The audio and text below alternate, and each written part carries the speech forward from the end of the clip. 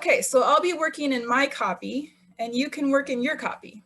I'm just gonna read through we're gonna use some language from Junot Diaz's The Brief Wonderful Life of Oscar Wilde. And so I'm just gonna read through it so that you know what it's like as a whole paragraph. Then we're gonna cannibalize it and play around with the sentence elements in it. So, and so what I would invite you to do, like this, you'll see that this paragraph is about a person. And what you might do for your own writing is think about someone you could write about for today, right? So you could write about yourself, you could write about a friend, you could write about a family member, just somebody that you're willing to create sentences around. And you won't be sharing let me think. If you want to share sentences, you can, but you won't be required to share the sentences with anybody. So don't worry about the sentences being public. Okay, Oscar had always been a young nerd, the kind of kid who read Tom Swift, who loved comic books and watched Ultraman. But by high school, his commitment to the genres had become absolute. Back when the rest of us were learning to play wall ball and pitch quarters and drive our older brother's cars and sneak dead soldiers from under our parents' eyes, he was gorging himself on a steady stream of Lovecraft, Wells, Burroughs, Howard, Alexander, Herbert, Asimov, Bova, and Heinlein. And even the old ones who were already beginning to fade, E.E. Doc Smith, Stapleton, and the guy who wrote all the Doc Savage books, moving hungrily from book to book, author to author, age to age. It was his good fortune that the libraries of Patterson were so underfunded that they still kept a lot of the previous generation's nerdery in circulation.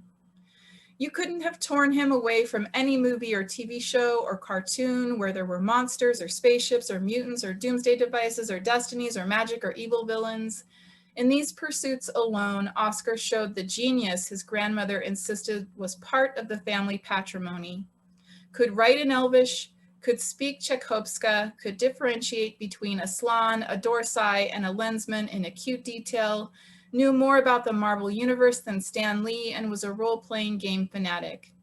If only he'd been good at video games, it would have been a slam dunk, but despite owning an Atari and an Intellivision, he didn't have the reflexes for it. Perhaps if, like me, he'd been able to hide his otaku-ness, maybe shit would have been easier for him, but he couldn't. Dude wore his nerdiness like a Jedi wore his lightsaber, or a lensman her lens. Couldn't have passed for normal if he'd wanted to. Right? Okay, so there's Oscar, the portrait of Oscar. And we're just going to be working with sentence patterns that we've been working on all term as a means of reviewing. And what I'd like to do is we're going to practice another form of inductive understanding of language. And this is one of the strategies recommended by Don Kilgallen in the article that was included in our Weaver textbook. It's called sentence imitation. And you might think about it a little bit like Mad Libs. You essentially keep the syntax or the sentence structure, and you can take out any of the other words and just replace them with the same part of speech. I mean, if you need to, you can make any alterations that you need to make the sentence work for what you want to say. But I think the fun, if it is fun, is to do an imitation where you're sort of stripping out the content, but keeping the structure of the grammar. And this is just another way to see from the inside of language what language is doing. Okay, so I'm just gonna do a demonstration and you can practice with your own, let's see, I guess I talked about my dad last time we did a person. I think I'll do my sister today, make her the butt of my commentary. Sorry, Sally. Okay, so I'm gonna rewrite, and I'm gonna imitate the structure of the sentence using my own content, right? So I might say, and maybe there's some stuff that would be crossover because when she was a kid, she was kind of nerdy too. So I could say something like, I would never use this word about my sister, but here we go. Right? Chick wore her, I don't know.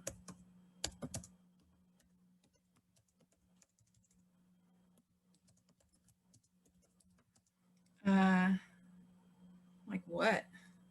Like somebody really stubborn. I have to think about that for a second. Like somebody really stubborn wore her something. Or now we have another one, Z, her A. Okay, so I've got to come up with some stuff to put in there, right? And I'm thinking about her. She's a Taurus in her zodiac sign. She's a really stubborn human being. She's really not stubborn, but she has these stubborn moments. And I have to think about a couple of examples. And if anybody has a suggestion about a stubborn person or type of person,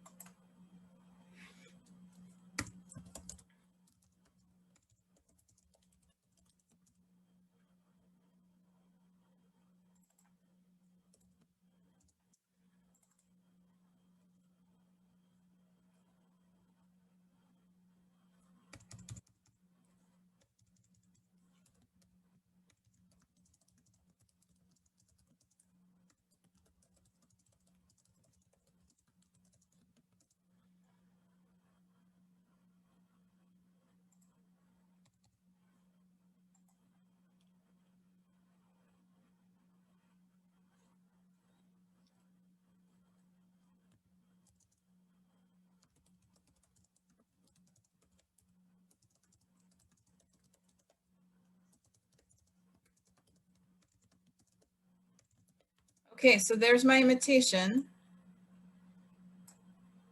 Chick wore her Taurus zodiac sign like a stubborn politician. Gotta change my stuff here. Hawks. The language of his favorite bill that will never pass, or an elderly teacher clung to the curriculum from 20 years ago.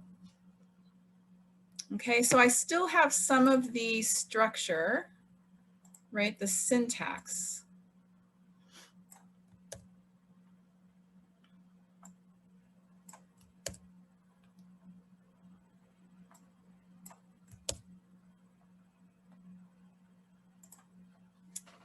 But I've changed the content.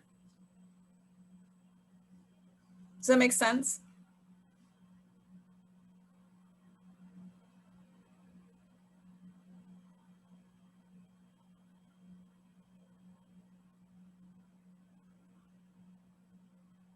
And I have to admit, I added, it's no longer a simple sentence. I did add a clause here. So I suppose the goal would be to recreate the same sentence type.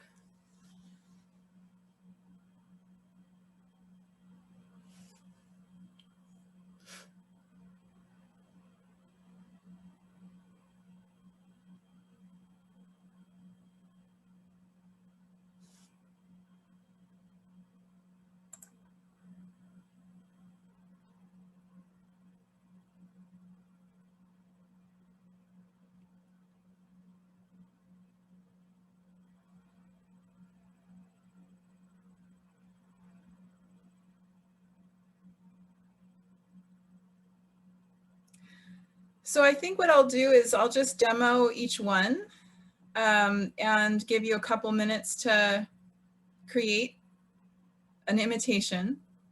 And then we'll move on. And if you have questions about the sentence elements we're working with, now would be a good time to ask. So feel free to start a running dialogue in the chat, just asking questions. I think we all know a simple sentence. We've all been really good at that this term. So I don't know that folks have questions about what makes a simple sentence. But just as a reminder, right, a simple sentence has a subject and verb, right? It has one independent clause. It may have any number of other phrases in it, but it has only one subject and verb. So I'm just going to highlight. Right, there's the subject and verb there. Whoops, I was going to make that green.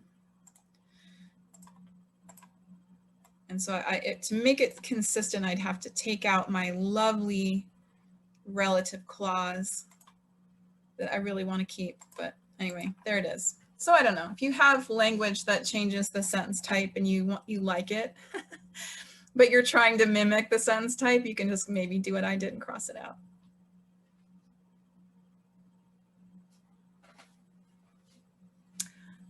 Okay, so I'm going to assume we're a little bit all right, and I'm going to move on to the next one. So we're going to work now on a compound sentence. And you might remember that a compound sentence has two independent clauses joined by a coordinating conjunction and comma, right? So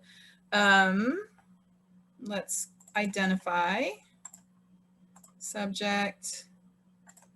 The verb has an adverb in there in the middle of it. Let me change this color. There's the coordinating conjunction.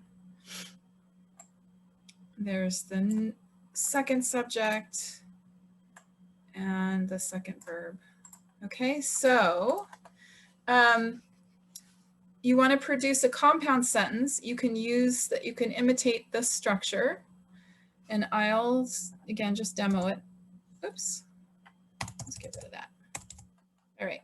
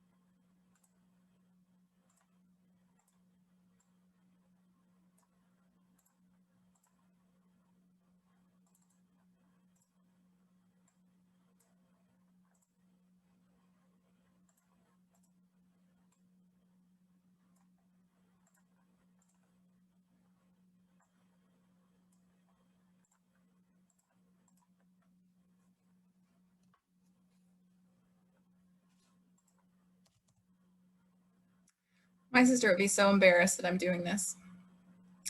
Oh, well, it's what the power of writers, I guess. We get to tell our own stories and sometimes other people's. Questions about compound sentences? How are you doing? Are all these sentences supposed to like relate? Or no, or can we write just random ones? I suppose you could write random ones. I was kind of thinking to have a theme, and maybe it would be easier to work with a person, but go for it. Like, if we write about the same person, can we write about different like traits about them, I guess? Yeah, yeah. Like my sister used to like to watch Star Trek, so she had this geeky side. Oh, and like old black and white horror movies. So I probably will mirror a little bit of the language of the original if I end up talking about that stuff, but otherwise I'm substituting all kinds of other things. Yeah. Thanks, Haley, for asking. Good. Are there other questions? All right, I'm going to keep moving. All right, so let's get this down on one page here. So there's a number, we studied this term, a number of different complex sentence types. One of which was a sentence that has a dependent clause that begins with a subordinating conjunction. You may remember like words like if and because and although and when are subordinating conjunctions. You can look in Morenberg or on Writer's Help 2.0 for a list. But again, we're going to try to do an imitation here. So the subordinating conjunction here is when. And I want to say back, back when is just a colloquialism, a way of saying that. So we have the dependent clause, and then we have the independent clause. And maybe again, I'll just change my colors here a little bit so I can be consistent, right? So here's the subject. We have two clauses and verb, right? And then here's another subject, verb.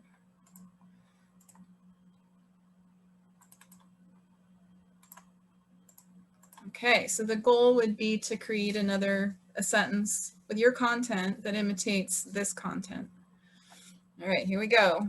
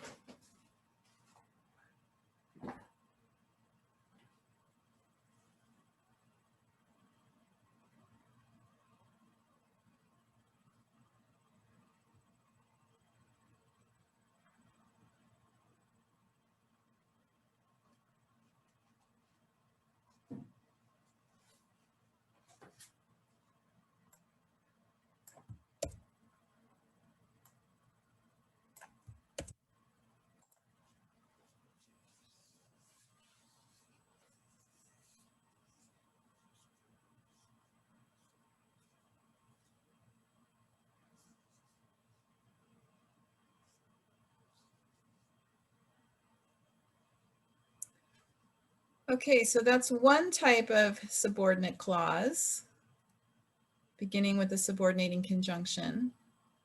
We also looked at relative clauses.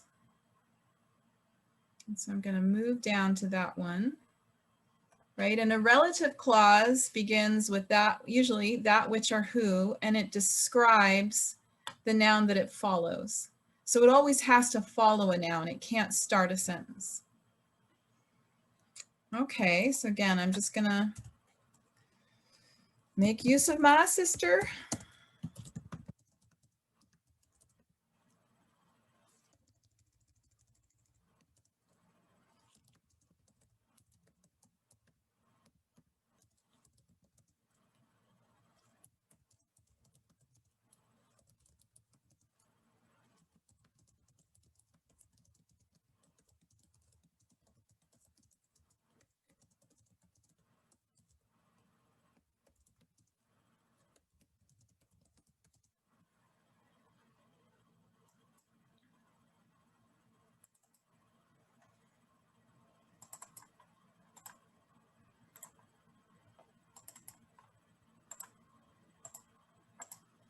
Right, and again with a relative clause, we have an independent clause that has a subject and verb.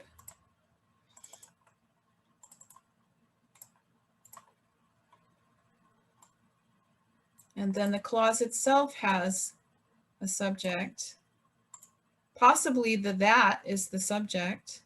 It isn't in this case.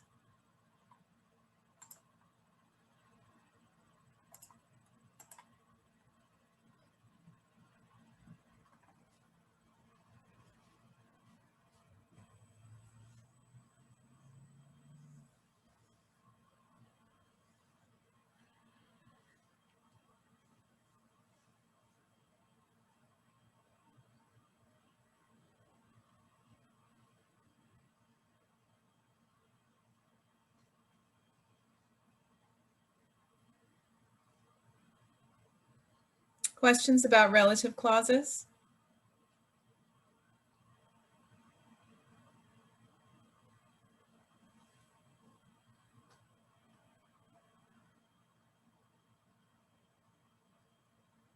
All righty.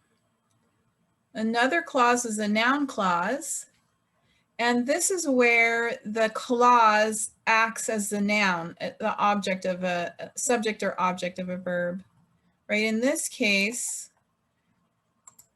we have a subject and verb. Here it was.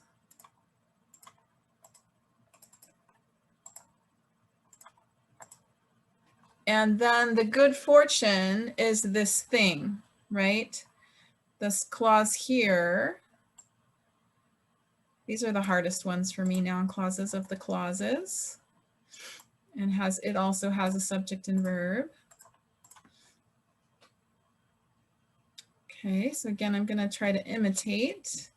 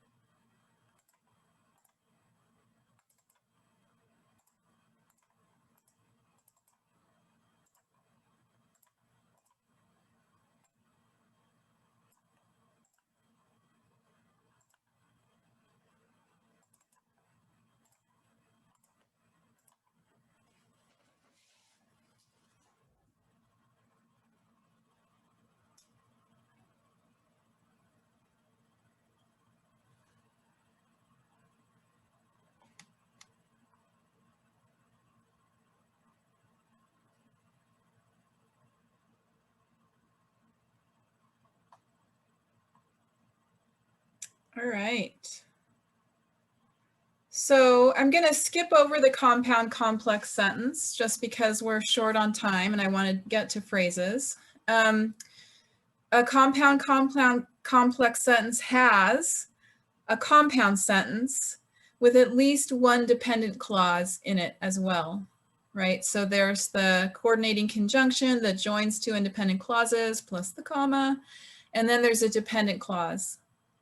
Okay, so I'm not going to do that one. But let's jump into phrases. And remember, with participial phrases, they begin with past or present participle, so ing or ed, or irregular verbs might have different spellings of the past participle. And they are modifying or acting as adjectives describing a noun in the rest of the sentence, right? So moving hungrily from book to book is describing how he was gorging himself on this reading. So again, we'll just give it a try. Whoops. With our own content, right? She was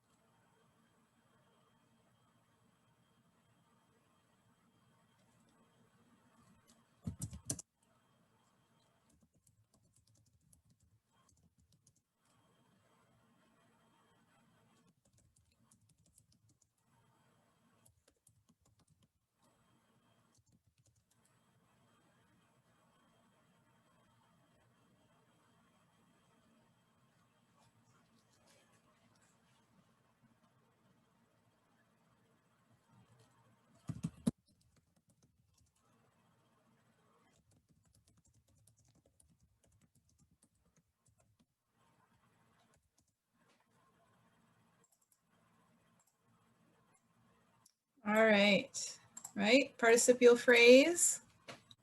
Okay, so if you remember, right, the difference between a participial phrase and a gerund phrase is that the participial phrase is kind of offset, right? It acts as kind of like an adjective, usually, sometimes an adverb, modifying the thing it follows, right? So in this case, this is modifying, moving hungrily is modifying how he was gorging himself on these books, right? And so I've got my sister who's starring in the writing that I'm doing this week, who used to like black and white classic horror movies, and she's gobbling them. So the participial phrase, usually it's either a present participle or past participle. It modifies either before or after the thing that it follows or precedes. Okay, with a gerund phrase, a gerund is where the ing is used as a noun. And a gerund, I'm pretty sure, would be only the present participle. So it will always be an ing. And it gets turned into a noun, right? So here, despite owning an Atari and an Intellivision, he didn't have the reflexes for it. Despite is a preposition, and it turns the thing it follows into a noun, right? So despite this thing, the fact that he owns these things, right, he didn't have the reflexes for video gaming. Okay, so what I'd like you to do is just take this pattern and create your own sentence, right? I'm working with my sister as a character today. All apologies to my wonderful sister who may not deserve any of these comments. Let's see, so I'm gonna say, so you can feel free to work in your own document. I'm just gonna talk through my process, kind of modeling as we go. Maybe I won't talk, so I won't bug you.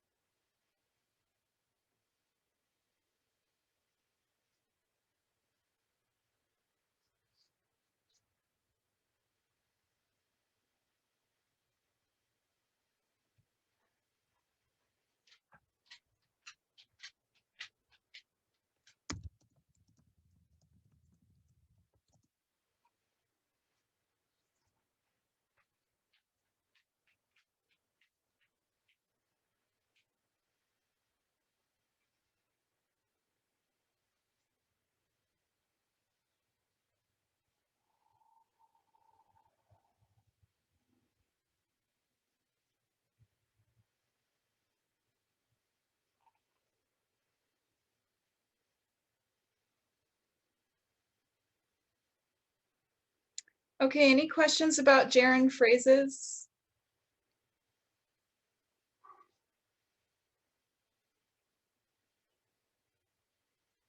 I'm seeing lots of them in the summary responses, so you are already successfully using them, even if they're hard to notice.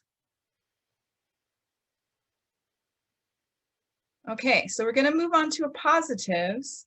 And I want to say that over half the class really struggled with appositives and absolutes. For myself, I want to say for me, appositives are easy, but absolutes are hard. So just know that if you're struggling, that's okay. You're not alone. So appositives usually, they either like restate the noun they modify, or they are offset adjectives modifying that noun, right? So in this case, right, we have a restating of the noun. Oscar had always been a young nerd, the kind of kid who read Tom Swift, who loved comic books and watched Ultraman, but by high school, his commitment to the genres had become absolute, right? So the appositive is set off by dashes, which are two hyphens, and is modifying the young nerd that he is. Okay, so again, try to imitate using your own content, right? So whoever is starring in your the writing that you're doing with this exercise, bring them back.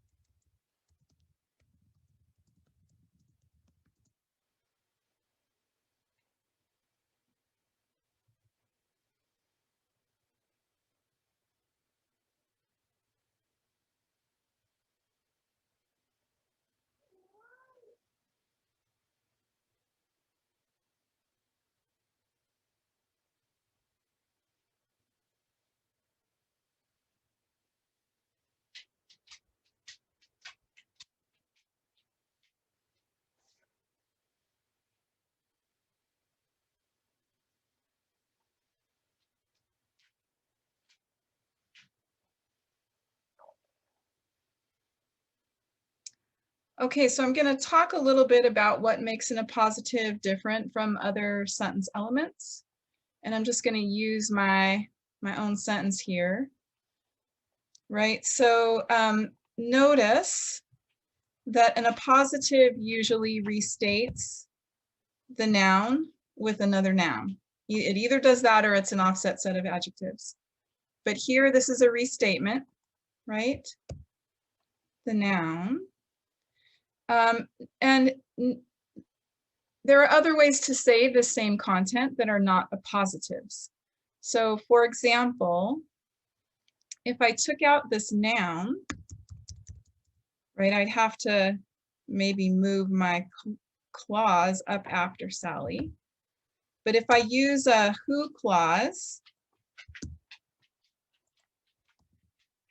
right, that becomes a relative clause, right? So, right, the reason that it's in a positive in this case is it started with the noun that was repeating the other thing and then went on to the rest of the phrase. Okay, you could also change this to, right, a participial phrase, right, by changing the verb to a participle. So, so appositives are different because they're nounish or they're offset adjectives. And they sort of repeat the noun they modify. Participial phrases begin with participles. In this case, there's an adverb before the participle, but it's still there at the beginning. And who would begin a relative clause. Right, questions about appositives?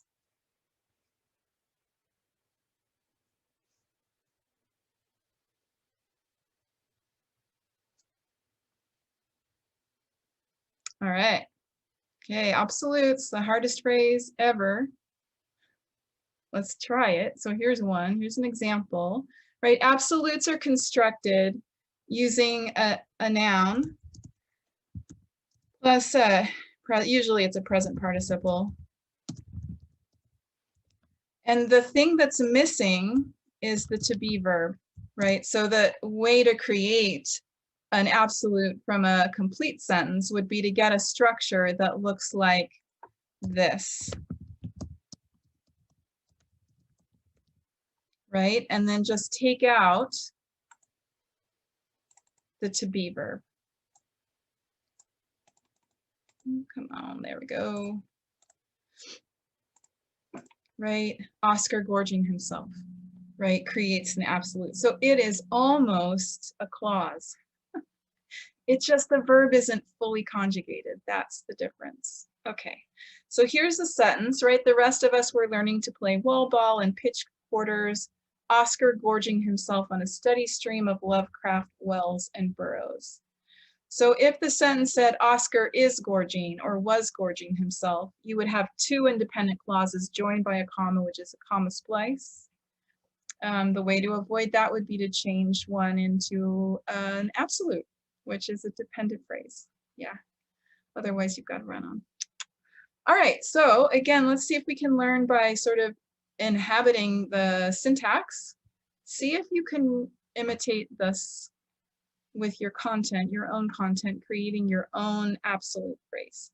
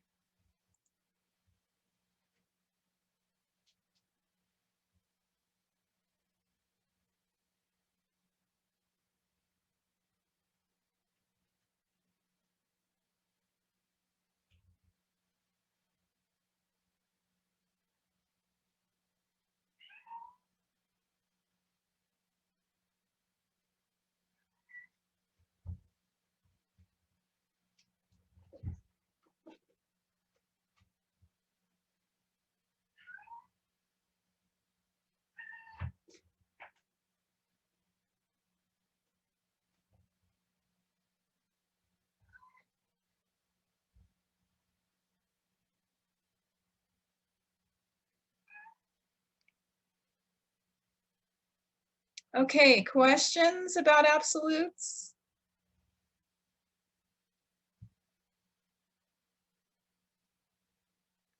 If you had trouble with the exercise we did that had appositives and absolutes, feel free to go back and practice with that one. I'd love to see you master this phrase. It's a toughie.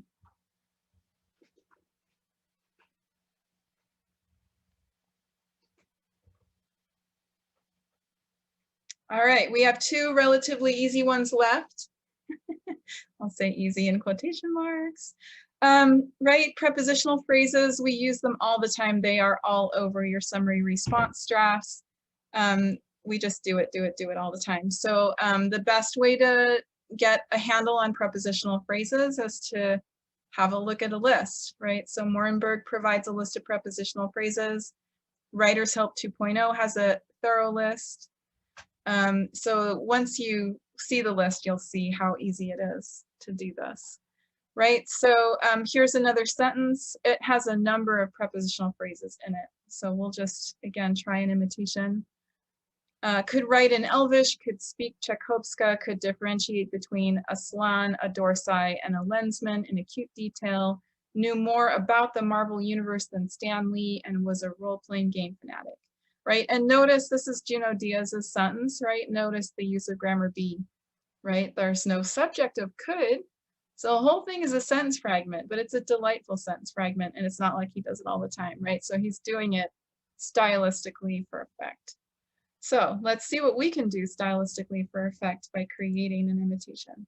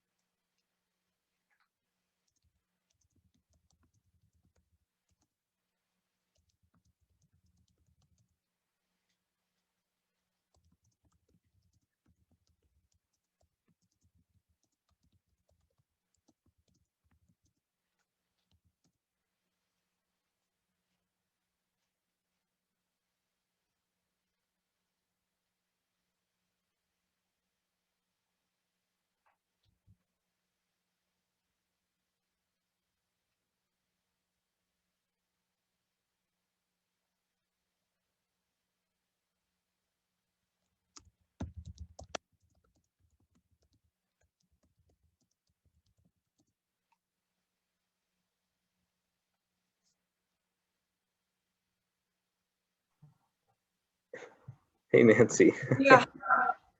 I think you're looking for either like probably you're probably Klingon. Thank you. I was sure someone else would know what to say there.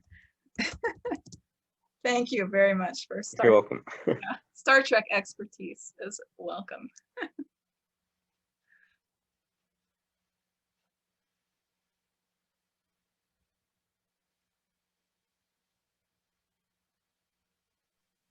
Well, also if you want a third one, like the original sense, you have Borg. Borg, B-O-R-G. Yeah, Borg. Okay. Basically, mechanical hive mind people. Okay. No. Oh, like cyborg. Yeah. Well, more like resistance is futile. You will be assimilated. It's like a